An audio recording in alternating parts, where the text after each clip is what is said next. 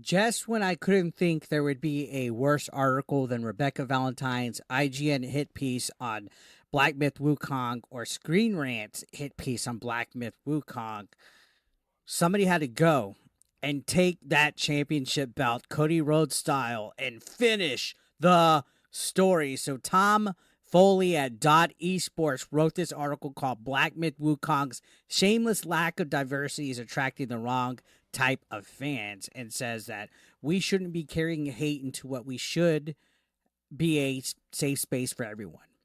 As I'm dyslexic as fuck and can't even say dyslexic, says that we shouldn't be carrying hate into what should be a safe space. Oh, God, there's that safe space mantra again where these people need a safe space to feel represented in their video games and blah, blah, blah. People are so absolutely triggered by Black Myth Wukong, which came out, has become easily the number one most played single player game of all time, the number two most played game on Steam, breaking records. And it's not even that great of a video game, if I'm being completely honest. It's average. It's so-so. It's been there, done that. But thanks to Rebecca Valentine and all these other wokies, they've hyped it up. They've gotten plenty of free advertising trying to promote that the game science studio behind Black Myth Wukong is a misogynistic, sexist development studio that doesn't belong in gaming and that they deserve to be canceled. And they're so upset that everybody's playing this game to the point where this guy, Mr. Foley, basically wrote this Cope article. Like, look at this. It's like a greatest hits of everything that Rebecca Valentine and Kotaku would tell you. They were talking about how shortly before release, they were under fire for guidelines that reportedly prohibit creators from talking about politics and feminist propaganda. The studio also faced criticism after alleged sexist comments surfaced, suggesting Black Myth Wukong needed no female players alongside an apparent slew of grotesque, oddly genitalia-focused remarks, right? So all the shit that the IGN hit piece that Rebecca Valentine has gone into hiding for at this point. And then, of course, you can't be a woke writer without addressing and attacking male gamers, right? Straight white male gamers. He says, somewhat unsurprisingly, this led to hordes of self-proclaimed anti-woke fans coming out of the woodwork to celebrate Wukong's lack of diversity. All it takes is a brief glimpse at the comment sections on social media to see this kind of sentiment is rife. The most telling of all is how the Screen Rant journalist who criticized Wukong's lack of inclusion was bullied off the internet by rabid commentators. No one should ever face hate for doing their job. So he's talking about how Screen Rant had to say it was the Screen Rant team that wrote this article. They hid her name for safety reasons, right? For safety. We all know is because she couldn't take the heat. I don't condone people harassing or doxing or going into private life, but goddamn, you are not immune to be criticized. If you write an article, Samir, I think that was her name, and Alyssa Mercante and Rebecca Valentine and Nick Calandra and whoever else. If you write an article, you make yourself open to criticism. It doesn't matter if you have that person blocked. It doesn't matter if you feel that it's unfair. Life's not fair. You know how many people criticize me and other people that make videos? Tough shit, all right? You're going to open your mouth and attack gamers openly? Every single article about Black Myth Wukong attacks gamers. And they say the same sentiments, that all these people are hateful and stuff. Look, like he literally has a bullet point called Anti-Woke Gamers Assemble. And he's talking about Puberty's Instagram page. So they made like a page literally talking about Black Myth Wukong, which we'll take a look at this, and he's bitching about the comment section of this on Instagram, saying it's full of toxic gamers and ugly things and full of hate and vitriol. As Meta takes forever to load the page, thank you so much. So you can see people are saying it's actually rare for a game that is hyped to be good at release. It's almost like people want to play fresh and engaging single-player games without battle passes, live service nonsense. You see people are just saying it's because there's no wokeness, blah, blah, blah, blah. Honestly, and this writer from Esports got triggered. He said that the comments are full of unsavory replies from fans to lie the game isn't inclusive. Because it's not gay or woke, a top comment reads, which at the time of writing has nearly 4,000 likes. So he's trying to police the comment section of other people. That's how triggered these people are. They want to silence and censor other people's comment sections because it's not woke. Who cares if somebody says this game did good because it's not gay or woke? That's the truth. The truth fucking hurts. Another quote that they mentioned on this is, so proud of this game that doesn't support any genders or sexual orientations, unlike the other games nowadays. The common sentiment is that liberals are in tears, and it sounds like right-wing gamers couldn't be happier.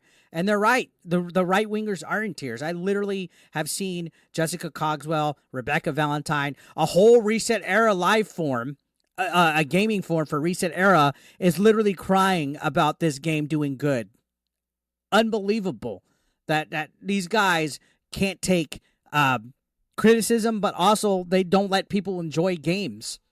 If you're enjoying this game right now, guys, according to them, you're racist, you're a bigot, you're everything wrong with the gaming industry, right? They can't take it.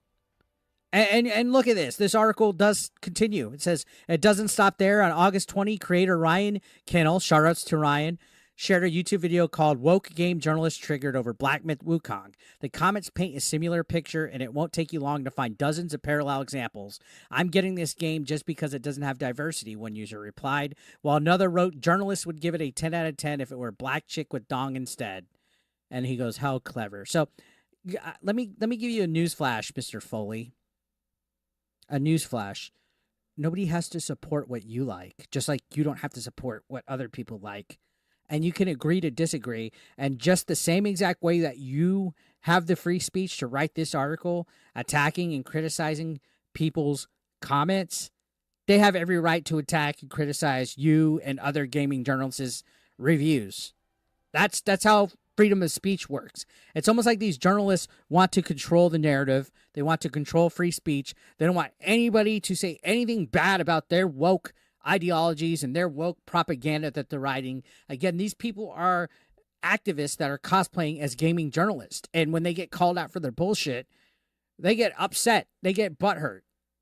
And you can see he continues saying, I gave Wukong 8 out of 10 in my review, and I'll stand by it. So he likes it. He even says, gameplay-wise, Wukong is fantastic, but after 40-plus hours, I've yet to encounter a single female character aside from one inanimate mini-boss called the Mother of Stone.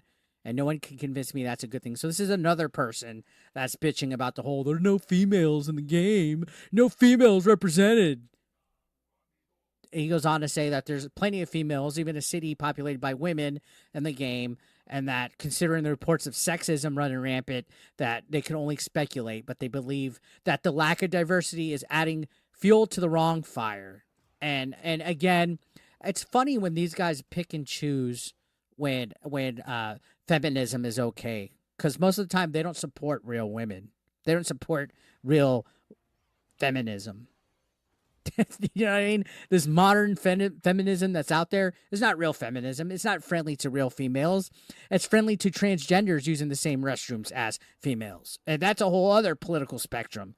These guys pick and choose when the narrative fits for them. And oddly enough, for whatever reason, they get up in arms mostly when it comes to video games. And this whole article right here talks about how half the people on the planet are women, and that 10% of humans identify as LGBTQ, and that there's a diverse world and there's no escaping it, and that you should have a diverse cast of characters in the game to make it more believable, and that female and minority players should feel represented. He did this whole spiel. You can see it, just utter cringe here, saying that it makes a game have richer narratives and fosters more creative storytelling. Shut up. This ain't your soapbox. People are allowed to make the games and the media and the content they want. But this goes into like why companies like Sweet Baby Inc. want to extort people for money. They want to come in and be like, you better have your game politically correct and check off all these boxes, or else we're going to write hit pieces on you. The only reason why this person's writing this hit piece is because they feel it doesn't have enough diversity. And he's just trying to convince it right here. He says, game science doesn't seem interested in any of this. I'm not saying every game needs diversity and inclusion shoved down his throat. Bullshit. There are plenty of excellent games that don't have a diverse cast of characters simply because there's no room for them. But there was room for diversity in Black Myth Wukong, and the developer seemingly chose to ignore it. It's their prerogative.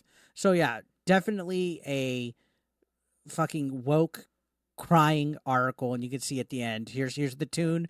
If reading this made you mad, I got one thing to say: cry more. That's gonna set off people, right? These people claim that they hate hatred. These people claim that they're the ones that are tolerant, and they're full of just venom and vitriol and hate towards people.